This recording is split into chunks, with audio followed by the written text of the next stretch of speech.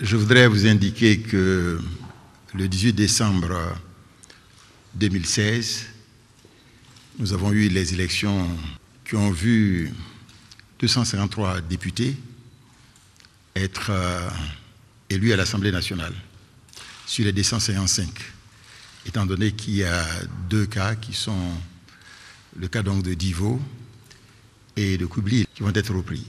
Au nombre de ces 253 députés, nous avons 17 membres du gouvernement qui ont donc été élus sur les 20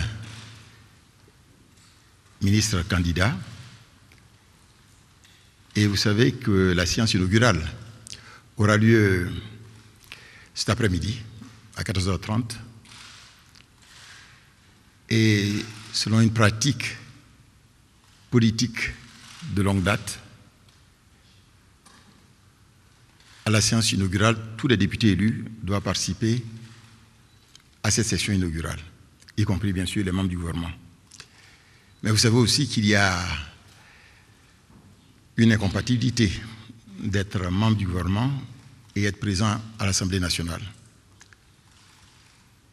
Par ailleurs, le 31 décembre 2016, le président de la République a fait une importante déclaration, un important message à la nation, dans lequel il a fait le bilan de l'action gouvernementale sous sa haute égide, d'une part, et il a indiqué sa ferme volonté de mettre en place les nouvelles institutions de la République, la Troisième République.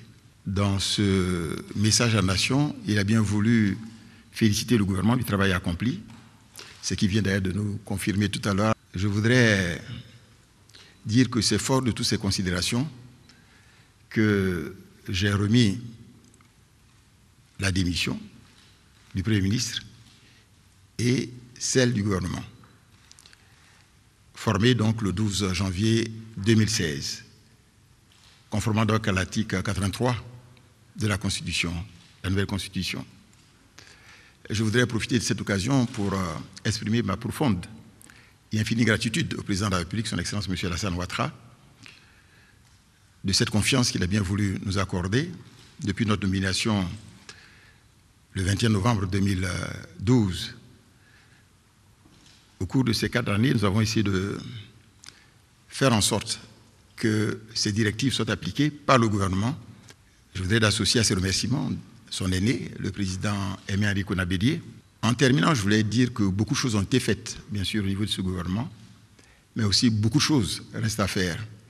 Parce que l'objectif final, vous le savez, c'est de faire en sorte que nous puissions réaliser la grande ambition du président de la République pour la Côte d'Ivoire, qui est de faire la Côte d'Ivoire un pays émergent donc en 2020. Faire donc la Côte d'Ivoire un pays émergent en 2020, c'est quelque chose donc d'essentiel. Voilà ce que je vais vous dire donc des missions du gouvernement avec des missions du Premier ministre et vous dire donc à tout à l'heure à l'Assemblée nationale, puisque nous avons eu la chance aussi d'être élus comme députés à l'Assemblée nationale. Merci encore une fois et à bientôt.